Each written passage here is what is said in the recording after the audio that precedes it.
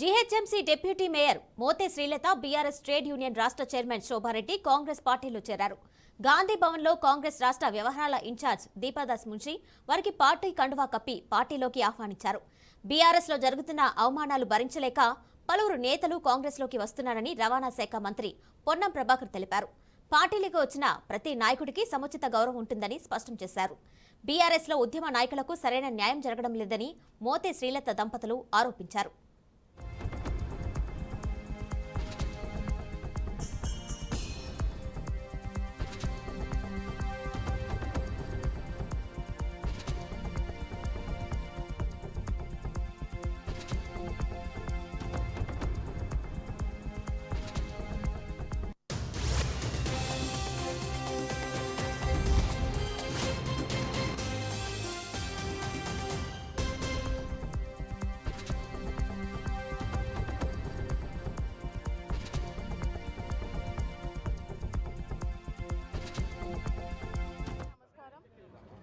ఈరోజు మేము గాంధీ భవన్లో దీపా మున్సి సేన్ గారి ఆధ్వర్యంలో, అలాగే ఇన్ఛార్జ్ మంత్రులైన పొన్నం ప్రభాకర్ గారి ఆధ్వర్యంలో సీఎం రేవంత్ రెడ్డి అన్న గారికి, అలాగే మా రోహిన్ అన్న గారికి, వీళ్ళందరి సమక్షంలో ఈరోజు కాంగ్రెస్ పార్టీలో చేరడం జరిగింది.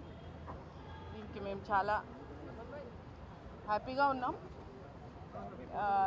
అంటే మాకు మేము 24 ఏళ్ళ నుంచి ఉద్యమంలో ఉన్నాం. ఇద్దరం కూడా 2001 నుంచి నేను ఒకసారి కార్పొరేటర్గా పోటీ చేయడం కూడా జరిగింది.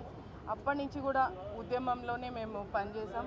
మాకు సరైన న్యాయం జరగలేదన్న ఉద్దేశంతోనే మేము ఈరోజు తల్లిగారి ఇల్లు నదిలో అత్తగారి ఇంటికి వచ్చిన ఫీలింగ్తో ఈరోజు ఇక్కడికి రావడం జరిగింది.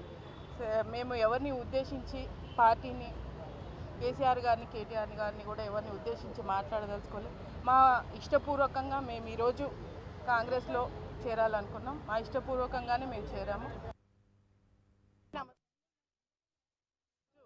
మేము గాంధీ భవన్లో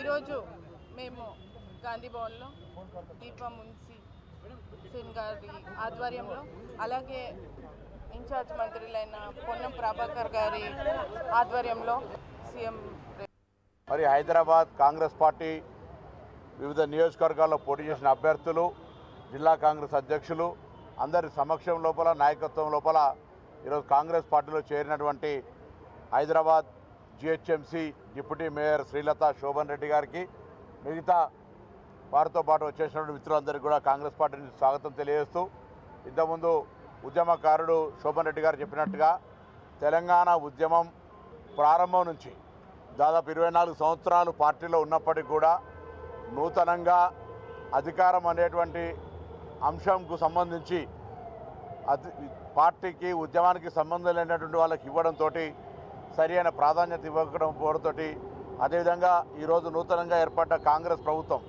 తెలంగాణ ఇచ్చిన పార్టీగా, తెలంగాణ తెచ్చిన పార్టీగా, ఈరోజు తెలంగాణ అమరుల శవాల మీద పేలాలేరుకున్న ప్రభుత్వం వాళ్ళ పట్ల నిర్లక్ష్యంగా వ్యవహరించింది. వాళ్ళకు న్యాయం చేయాలనేటువంటి ఆలోచనతో ముందుకు వేస్తున్న సందర్భంలో నేను ఈ ఉద్యమకారుడైనటువంటి శోభన్ రెడ్డి గారిని, వారి శ్రీమతి శ్రీలత డిప్యూటీ మేయర్ గారికి స్వాగతం తెలియజేస్తూ, మరి హైదరాబాద్